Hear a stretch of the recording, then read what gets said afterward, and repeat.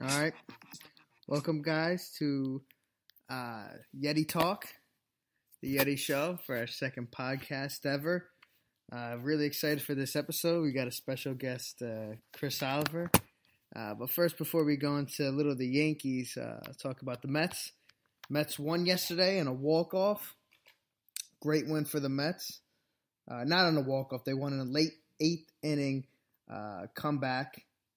Started with Juan Lagares, bases loaded, clearing, 3 RBI double, and then Rajay Davis, who, if you remember, hit that tying home run for the Indians in Game 7 of the World Series.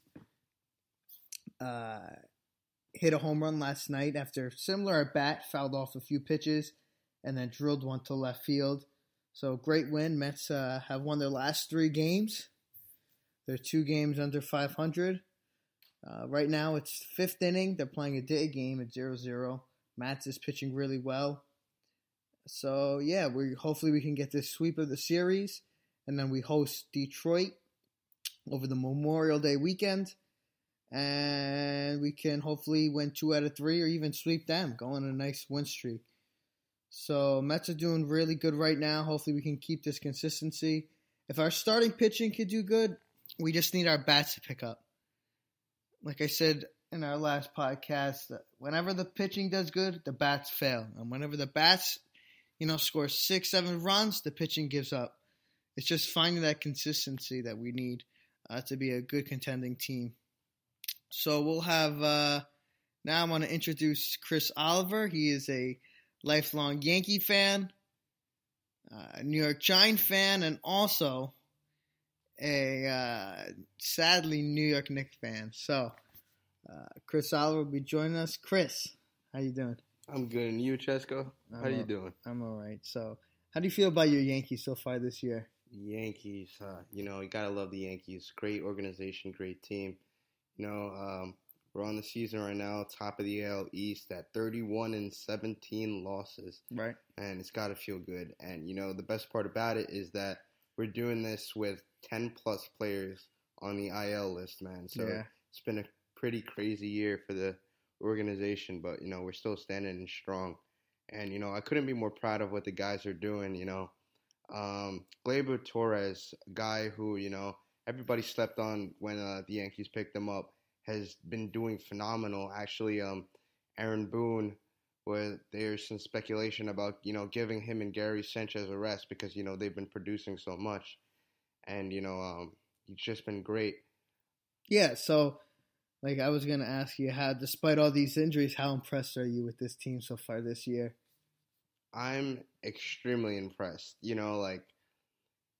Coming into the season, the Yankees had by far, if you look at their lineup on paper, probably one of the best lineups in baseball. You had Aaron Judge. We knew that Didi Gregorius early on was going to be playing, but Aaron Judge, Giancarlo Stanton, right. Gary Sanchez, Gleyber Torres, Miguel Andujar, Luis Severino, who's out right now. All these guys are out. All these guys that, would be on paper look like they can be contenders for a World Series championship. So it's pretty incredible what we're doing right now. Yeah, it's pretty scary because first in the AL East, like you said, 13, 14 games over 500.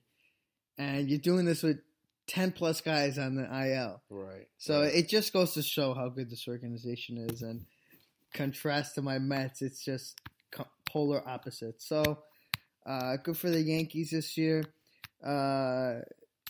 Both teams, as New York teams, we just root for them. I don't really root for the Yankees, but of course, as a Met fan, likewise, I don't really root for them. Well, as a Met fan, you just hope for the best for your team every year. That's all you can do. But we got basketball tonight. We got Toronto versus Milwaukee. That game will be in Milwaukee.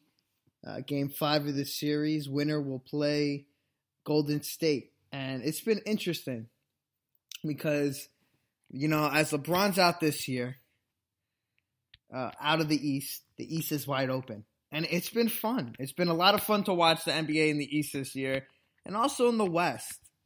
There's a different culture, it feels like, to these playoffs that, everyone's looking for someone else to root on. Like, all these announcers, all these analysts, everyone, the media, they're all trying to find someone, and they're trying to find Giannis. They're trying to gravitate to Giannis as the next LeBron.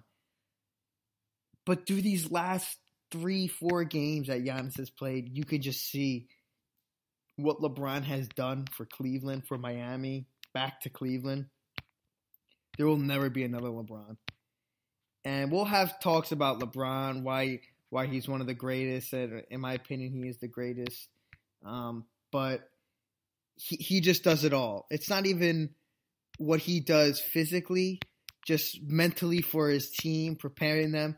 Like, you go back to last year in game 1 of that finals, people were talking about, this was either going to be a sweep or at least in 5. This game was going to be at least